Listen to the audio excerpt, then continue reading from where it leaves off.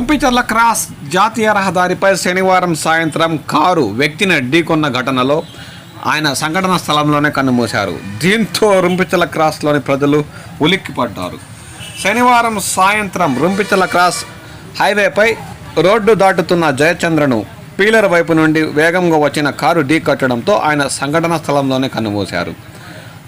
జయచంద్ర బొమ్మయ్యగారిపల్లి గ్రామం చెల్లావారిపల్లికి చెందిన వ్యక్తిగా సమాచారం అందింది. ఇతనికి 2 కుమారులు, భార్య కూడా ఉన్నారు. సమాచారం అందుకున్న రొంపిచర్ల పోలీసులు రొంపిచర్ల క్రాస్ సంఘటనా స్థలానికి చేరుకొని కేసు నమోదు చేసి దర్యాప్తు చేపట్టారు.